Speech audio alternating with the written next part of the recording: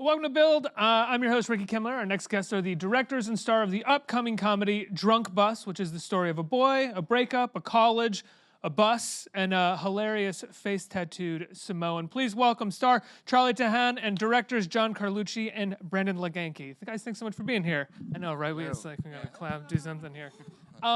First and foremost, you guys were supposed to premiere this month. Yep. Right? This week? Next week? Sunday. Sunday. Week, yeah. This past Sunday or Sunday coming up? This coming Sunday. This coming Sunday. I'm so sorry. What was it like when you got that information when they announced it last week? We got drunk. It was kind of, it was unbelievable at first. Watched it happen. Okay, what do we do next? And then you just pivot to make the next move. And then hours later, you're just like, holy crap, this actually happened.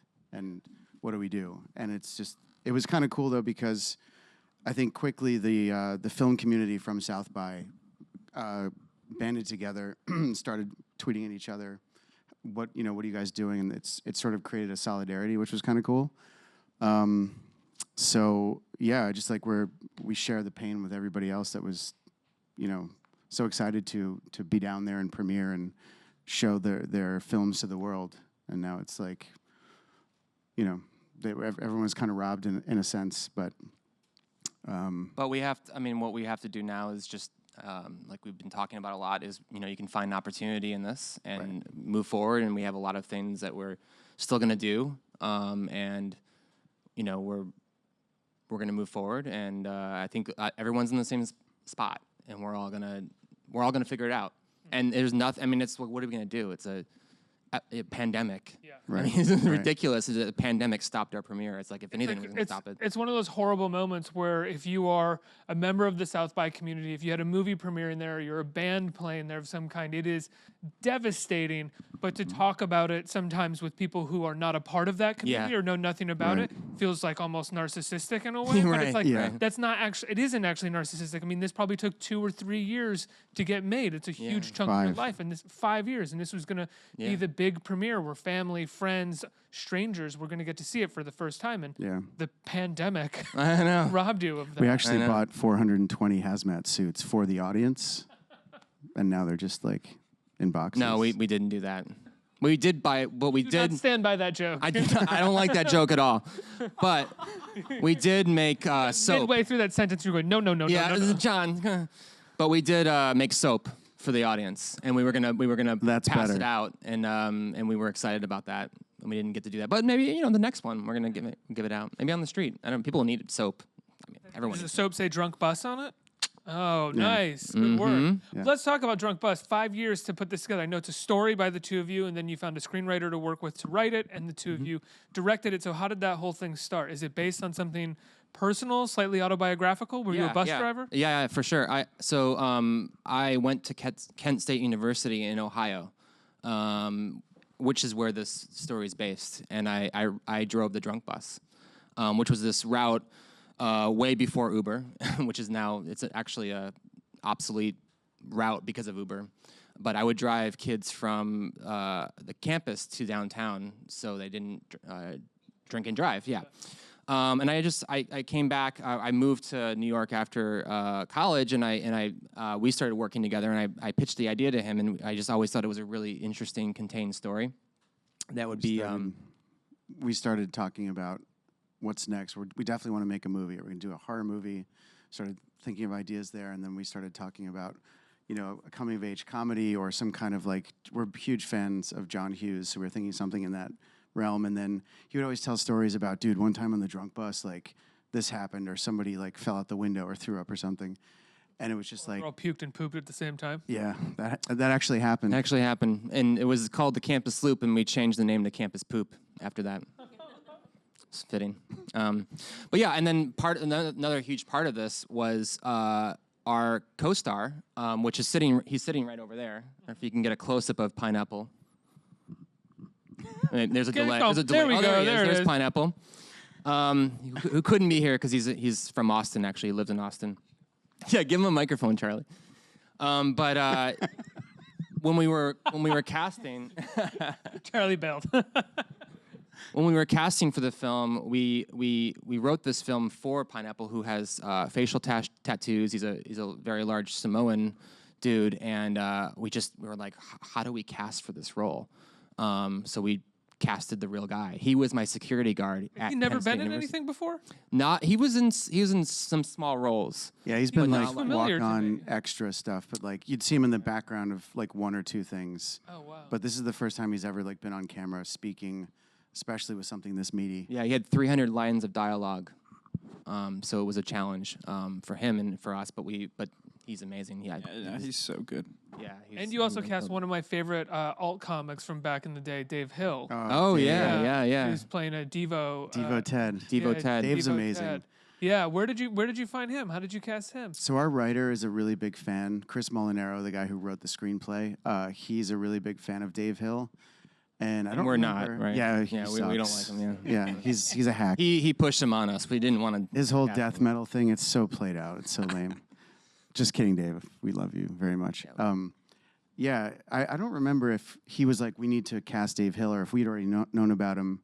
I think Chris pitched him, and we were like, this guy seems great. And then we started working with him in a couple of Funny or Die skits, and loved him. Well, And the he other was- thing about Dave, though, is he's from Cleveland, and he's a proud Cleveland. And part of the reason why we have a Devo Ted character is because Devo started their band at Kent State University. So it's actually a major, not a major, but it kind of a through line thematically in the movie. And so Dave was perfect. Is there a devotion to Devo in Ohio? Do you feel that around there? I've loved for Devo sure. since I was in high it's- school, but is it like actually like a localized thing in They've Ohio? left a culture of imprinted on that part of the Ohio for sure, in Akron and that kind of whole area. So yeah, I mean they were a big deal. I mean they still are, but on the art scene, they kind of created that. I guess they were considered like one of the first punk rockers, right? I think they were like post-punk art rock. Yeah. Yeah. It was very important to the area. We've talked about a lot of peripheral characters in it, but Charlie is the star of the movie. He's in essentially every frame of the movie. Yes. How did you go about casting Charlie? How did you get involved in this, Charlie? So, sorry, that's for you, Charlie. Is it? Yeah, no. I read the script and I just thought it was really funny. And I really liked the relationship with my character and Pineapple. And really, I met up with these guys for like brunch one day, and we kind of just hit it off immediately. I think we, really similar sense of humors, and it kind of just happened like that. I mean, we offered him the role because we loved him in Super Dark Times. And Ozark. I mean, the amazing movie that you were so good in it. And Ozark, of course, Yeah. he was great in. And I don't know, what else have you done? There's I just don't know. things. Nothing. Yeah, no, we love Charlie. He was perfect. And then what really sold it for us is when we kind of got him together with Pineapple, and the chemistry between those two, Yeah. on and off set, which I think translates. If it's off, it translates on. And it was there. It was perfect. So we were like, oh man, he's our guy.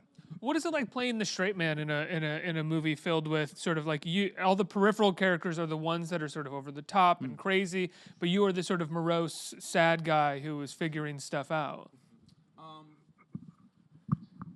Yeah, I don't know. I never really thought about it like that. But yeah, no, there's something really kind of satisfying about playing the straight guy and kind of just reacting to whatever craziness is around you, kind of like a proxy for the audience, I guess. But yeah, I mean, I really just we were kind of just making stuff up on the fly and seeing how far we could take it, and yeah.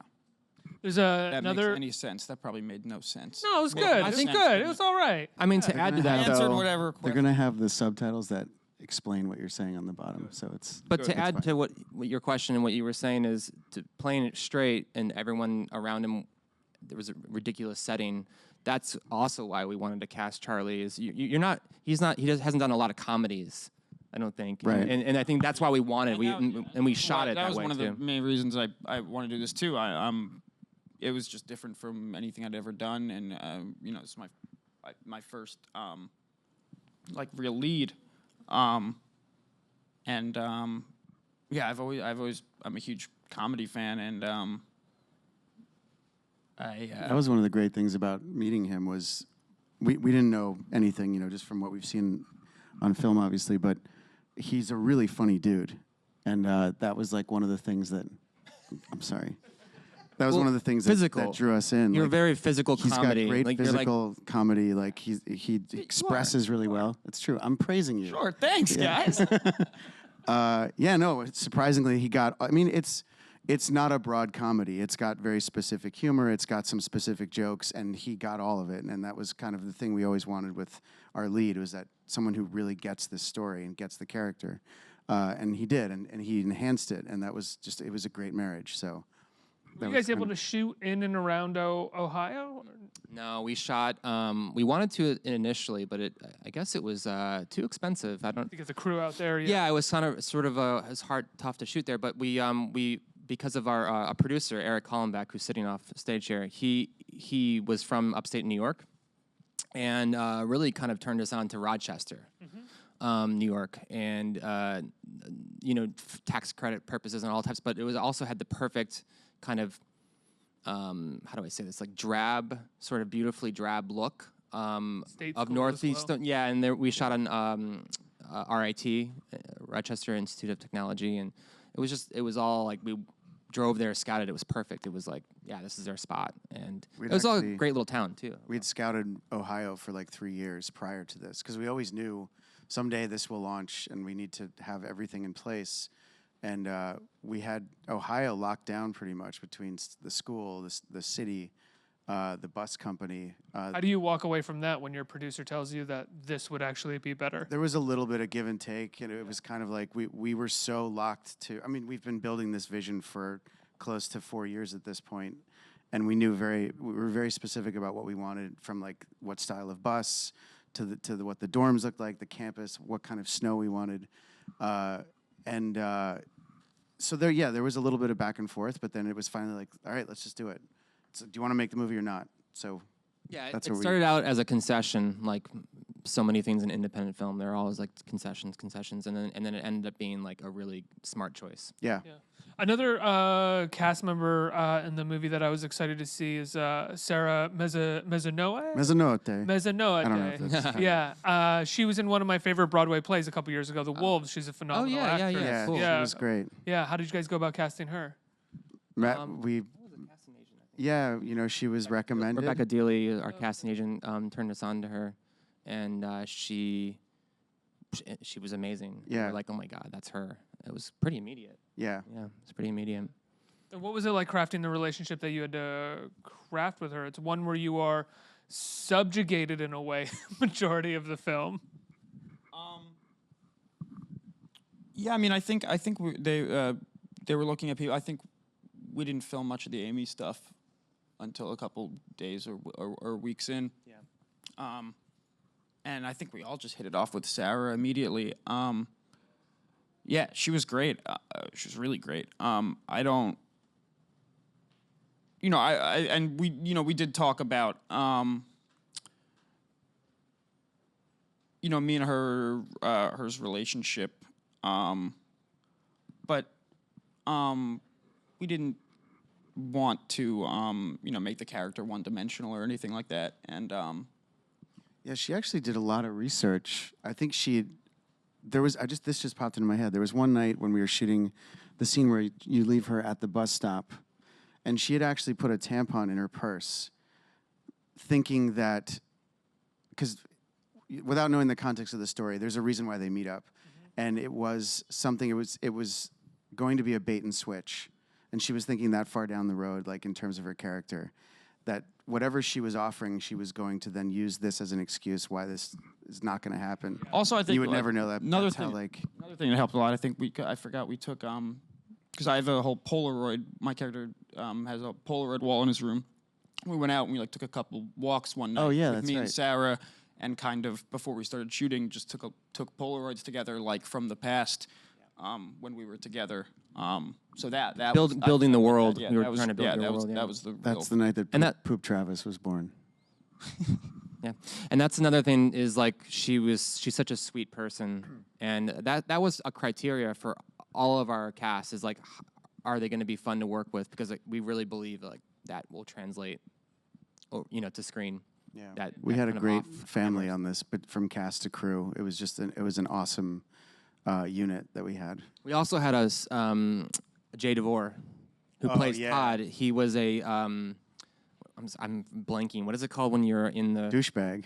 Well, no douchebag. No, but like one is Popped collar. No, like Yes. yeah, pop collar, but like when you don't leave the role. I can't think of Oh, it. Method. Method, yes. Yeah. So, He's just a douchebag. so he's No, we thought he was, No. but he's actually a very amazing, sweet person. But we didn't know until we stopped shooting with him. Yeah, he I actually. always in- thought he was an amazing person.